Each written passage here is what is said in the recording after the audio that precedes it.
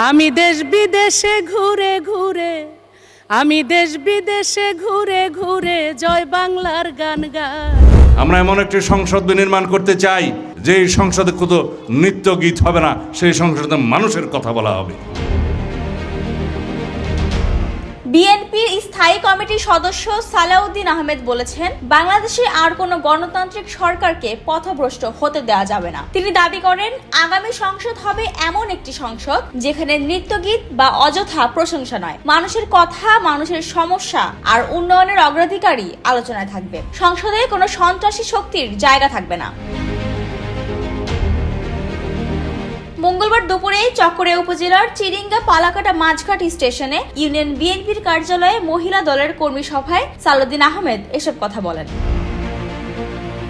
তিনি বলেন, আগামী সংসদে কার্যকর আইন প্রণয়ন হবে, যে আইনের মধ্য দিয়ে বাংলাদেশ এগিয়ে যাবে নতুন দিক নির্দেশনায়। তিনি উল্লেখ করেন,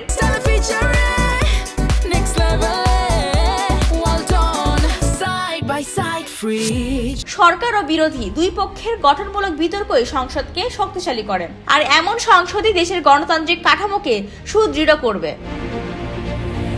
আগামী জাতীয় নির্বাচনকে দেশের ভবিষ্যৎ নির্ধারণের সবচেয়ে গুরুত্বপূর্ণ বলে আখ্যায়িত করেন তিনি। তার মতে, এই নির্বাচন হবে প্রকৃত গণতান্ত্রিক অধিকার প্রতিষ্ঠার নির্বাচন, সেই সঙ্গে অতীতের প্রস্তুতি বাস্তবায়নেরও সুযোগ। তিনি বলেন, শহীদের রক্তের উপর দাঁড়িয়ে এই জাতির অগ্রযাত্রা কোন পথে যাবে তা ঠিক করবে আগামীর ভোট। তিনি আরো দাবি করেন, আগামী নির্বাচনই ইতিহাস বদলে দেবে, গণতন্ত্রকে দৃঢ় ভিত্তির উপর দাঁড় করাবে এবং সব গণতান্ত্রিক প্রতিষ্ঠানকে শক্তিশালী করবে। ফলে এসব প্রতিষ্ঠানই ভবিষ্যতে গণতন্ত্রের রক্ষা কবচ হিসেবে কাজ করবে। ডেস্ক রিপোর্ট, জয় জয় দিন।